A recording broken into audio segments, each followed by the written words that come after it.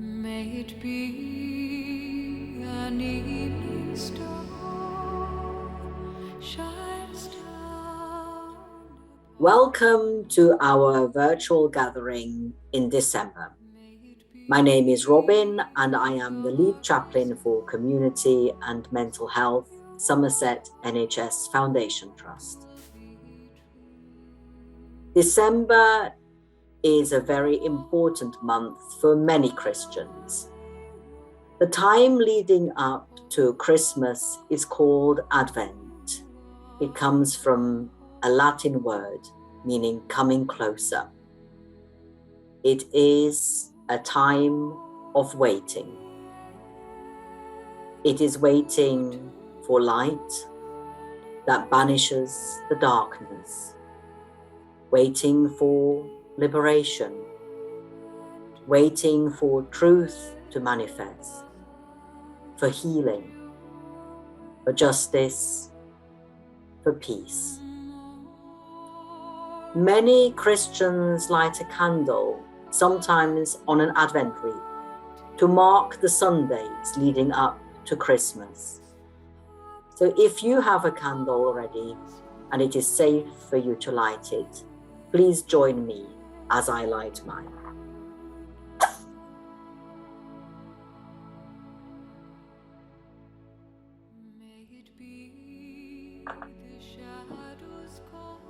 As we focus on the light, let us breathe deeply.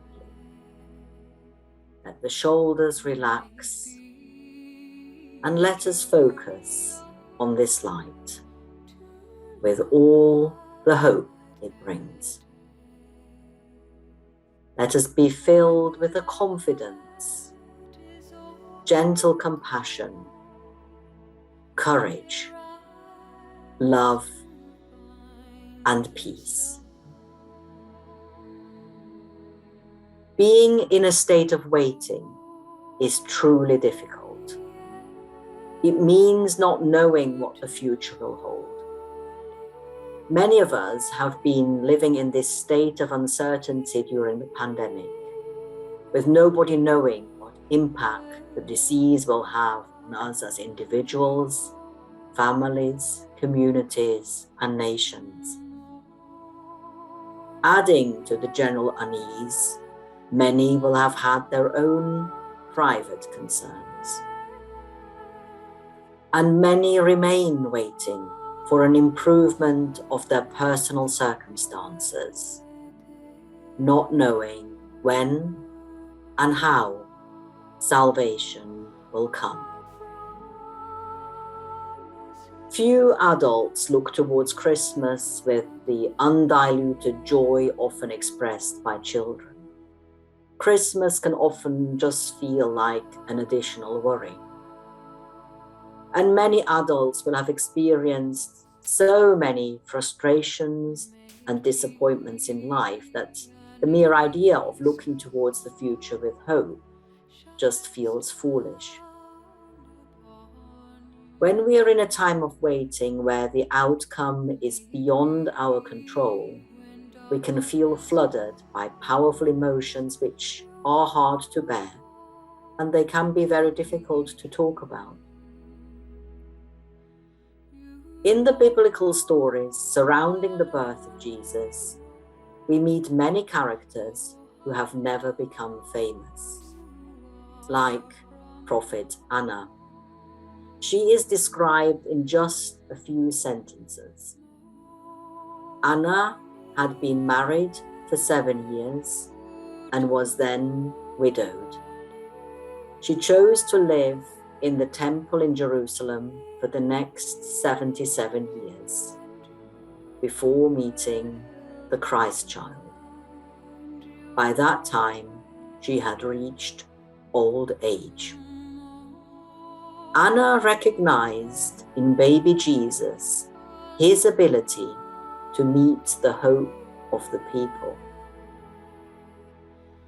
I am wondering how Anna sustained her own hopes and her own beliefs during decades of waiting. She was not destined to live her life in the same way as her peers. She was denied having a family, and this probably meant that she did not meet conventional expectations. As she entered into old age, how did she think about her past? And what did she make of her future? Was she waiting for something specific? And when she met the Christ child, what was it that allowed her to know that salvation was near? How did she remain open and not become embittered?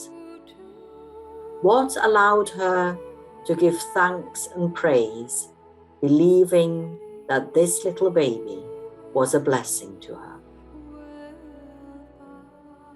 I have heard many people say that the pandemic has robbed them of 2 years of their lives. Perhaps you have had many Christmases which were a worry or a disappointment.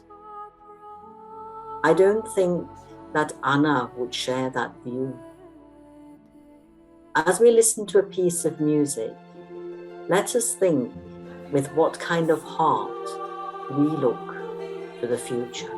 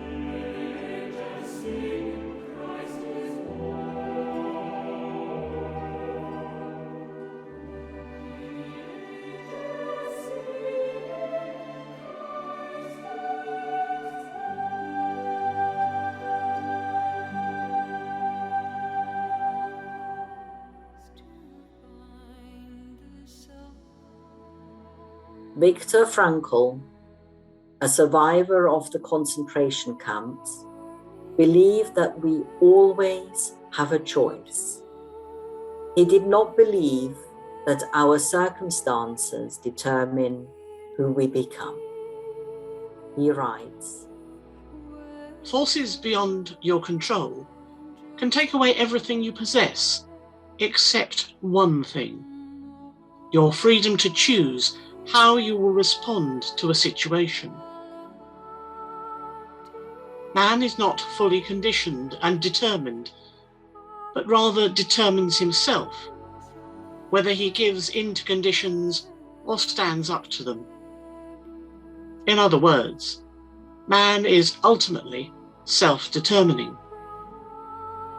Man does not simply exist, but always decides what his existence will be, what he will become in the next moment." In a minute, I'm going to extinguish my candle, which will signify the end of today's reflection. But as we remain waiting, may this time be fruitful, and may we fill our futures with light, love, and hope.